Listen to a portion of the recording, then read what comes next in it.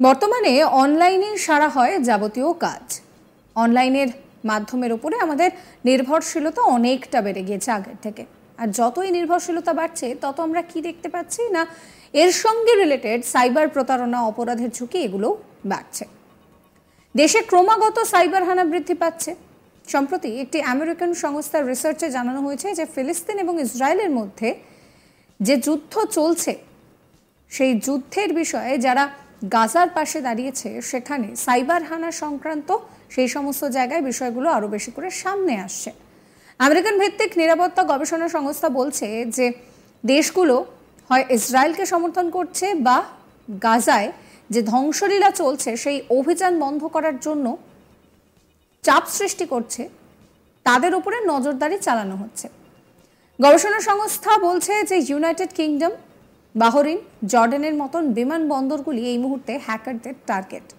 কিছুদিন আগে দিল্লিতে বিমানের টাইম সংক্রান্ত সমস্যা দেখা দিয়েছিল, জানিয়ে যাত্রীদের মধ্যে সমস্যা হয়।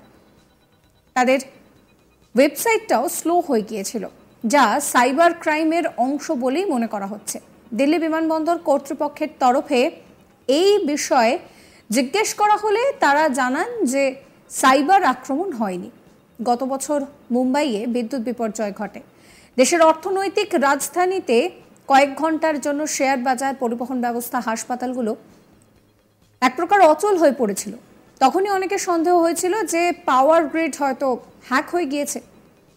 সম্প্রতি রেকর্ডেড ফিউচার বলছে যে গত বছর জুন মাসের পর থেকে চীনারা ভারতের বিদ্যুৎ সরবরাহকারী সংস্থাগুলিকে ম্যালওয়্যারের মাধ্যমে অচল করার চেষ্টা করছে। তবে অল্পের জন্য বড় ক্ষতি এড়ানো সম্ভব হয়েছে। এই সাইবার হানার শিকার হয়েছে বিভিন্ন দেশ। সব মিলিয়ে বিশ্বজুড়ে শিকার কোম্পানি এবং সংস্থার সংখ্যা কিন্তু বাড়ছে। তাদের অবস্থানের জন্য আদর্শগতভাবে অনুপ্রাণিত হ্যাকিং গ্রুপগুলি ভারত এবং অন্যান্য বেশ কয়েকটি দেশের বিমান চলাচল সেক্টরে সাইবার আক্রমণ বাড়িয়েছে।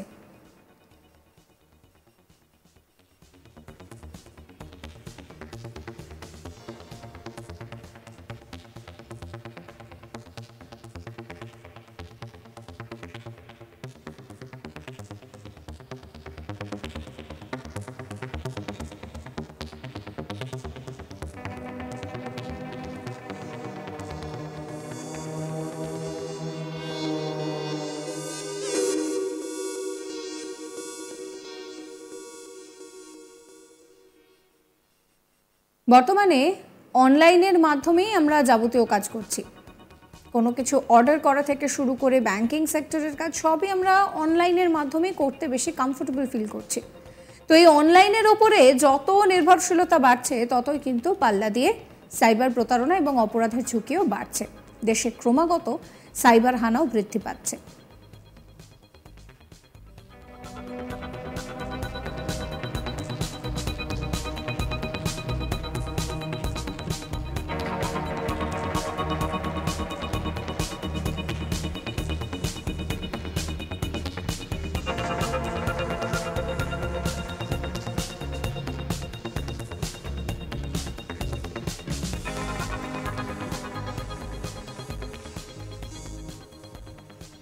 সম্প্রতি একটি আমেরিকান সংস্থার রিসার্চে জানানো হয়েছে যে ফিলিস্তিন এবং ইসরায়েলের মধ্যে যে যুদ্ধ চলছে, সেই যুদ্ধে যারা গাজাকে সমর্থন করছে বা যুদ্ধ থামানোর চেষ্টা করছে, সেই সমস্ত জায়গায় সাইবার হানা সংক্রান্ত বিষয় বেশি করে সামনে আসছে। আমেরিকান ভিত্তিক নিরাপত্তা সংস্থা বলছে যে যে দেশগুলো ইসরায়েলকে সমর্থন করছে বা গাজায় যে যুদ্ধ চলছে সেই অভিযান বন্ধ করার চেষ্টা করছে, তাদের ক্ষেত্রে এই ধরনের সমস্যা বেশি দেখা দিচ্ছে। তাদের উপরে নজরদারি চালানো হচ্ছে।